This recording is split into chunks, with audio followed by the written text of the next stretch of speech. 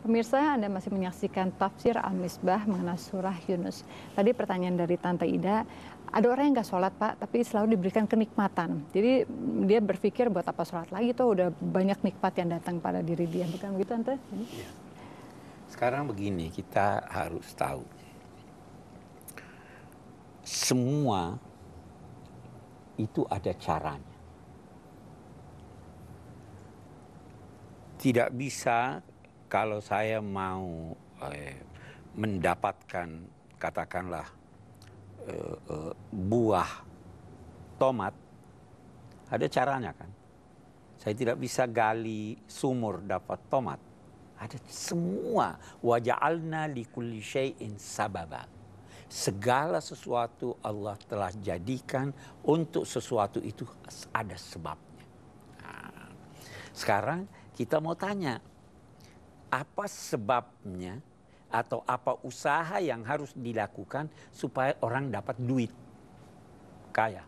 Nah, sholat? Enggak, bukan sholat, kerja, berusaha, ya kan? Nah,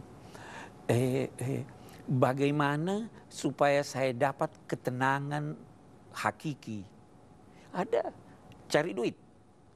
Makin banyak duit, bisa makin tidak tenang. Jadi semua ada caranya, ada sebabnya. Itu sebabnya takwa, yang dinamai takwa, punya dua aspek. Ada aspek duniawi, ada aspek ukhrawi. Orang yang tidak sholat, tidak dihukum di dunia. Hukumannya di akhirat. Orang yang tidak kerja, bisa-bisa dihukum di dunia, dia miskin.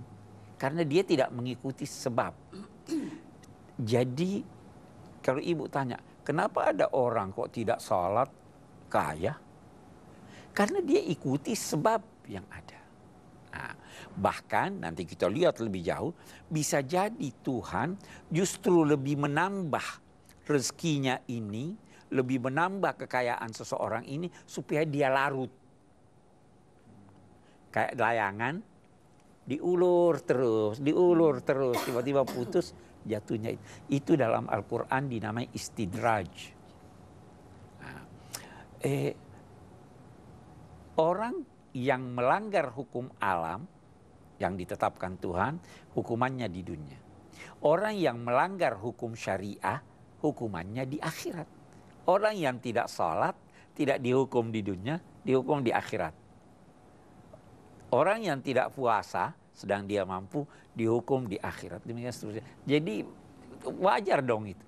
Kenapa banyak orang yang sudah doa, sudah salat malam, sudah baca Al-Quran, masih miskin-miskin juga. Ya caranya bukan itu untuk kaya. Iya kan? Ya. Saya kira begitu, Bu. Baik. Silakan Mario, mau tanya. Kalau saya mau lebih nanya ke, mungkin ini ke persoalan takdir gitu ya. Jadi kan ada orang kan yang misalnya meninggal umur muda, bayi atau 17 tahun. Ada juga orang yang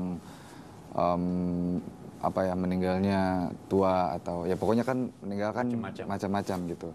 Nah kalau misalnya seandainya gitu orang-orang yang meninggal, anggaplah misalnya dia umur 17 atau 20, terus habis itu dia tapi belum berhasil mendapatkan apapun, apakah dia memang sebenarnya mempunyai misi lain di dunia ini gitu? Dia belum dapat apa-apa. Iya, maksudnya kan anak misalnya anak 14 tahun kan belum bisa ngapa-ngapain, dia belum berpenghasilan, iya belum bisa berbuat sesuatu. Nah, lalu apa sebab gitu? Kita bisa berkata ada misi yang telah yang dikehendaki Tuhan untuk diembannya. Salah satu misalnya ya, itu anak kecil kok ini mati, itu kok orang tua itu sudah sakit-sakitan panjang usianya, ya kan ada begitu ya. Salah satu pelajaran atau misi yang diharapkan dari sini bahwa yakinlah, ketahuilah bahwa kematian itu di tangan Tuhan. Kematian itu bisa datang waktu Anda sangat bugar, waktu Anda masih kecil. Bisa juga kematian itu datang kemudian walaupun Anda sakit-sakitan. Itu salah satu pelajaran yang dapat ditarik. Nah, memang saya ingin tambahkan, dalam salah satu episode saya pernah jelaskan, memperpanjang harapan hidup itu bisa diusahakan. Memperpanjang harapan hidup. Karena itu ada ulama yang berkata, ajal manusia itu ada dua. Ada ajal secara umum, ada ajal yang oleh Tuhan disyaratkan. Saya beri contoh. Kemarin yang saya beri contoh itu begini. Saya bisa berkata bahwa besok jam 6 pagi matahari akan masuk ke ruangan saya. Itu apa itu pasti? Tidak pasti. Tidak pasti. Tapi secara umum begitu.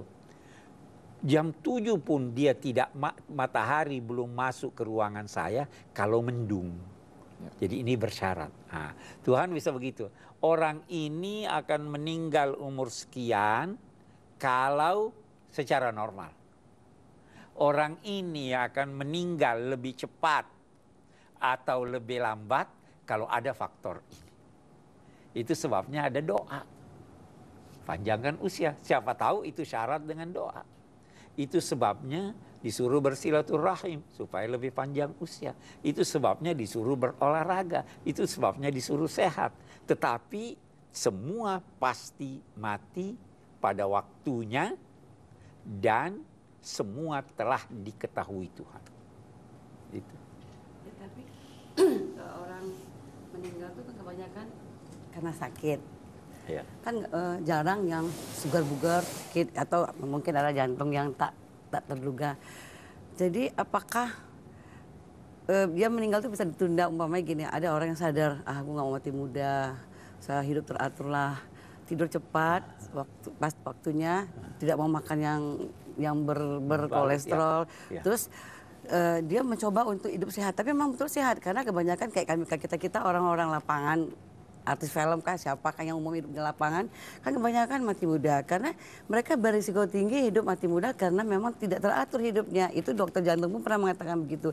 Jadi berarti hidup lebih panjang itu bisa kita diusahakan. Itu yang dikatakan memperpanjang harapan hidup. Nah, kalau kita bicara dari segi Al-Quran, itu misalnya Allah menyatakan waman nu'ammirhu nunakkishu fil khalq. Siapa yang kami panjangkan umurnya. Kata kami, kalau menunjuk Tuhan itu berarti ada keterlibatan selain dari Tuhan. Nabi jangan jauh-jauh, Nabi bersabda, siapa yang ingin diperpanjang usianya, hendaklah dia bersilaturahim. Jadi kan ada usaha, tetapi apa yang telah ditetapkan Allah dalam ilmunya tidak berubah. Hanya saja ada yang digantungnya. Kalau orang ini begini umurnya sekian, kalau dia tidak begini umurnya sekian. Saya kira begitu. Jadi bisa, kita usaha. Lanjutkan kembali pada kesimpulan ya Pak. Pemirsa, kami akan kembali lagi dengan kesimpulan dari Pak Qurais setelah yang satu ini. Tetaplah di Tafsir Al-Misbah.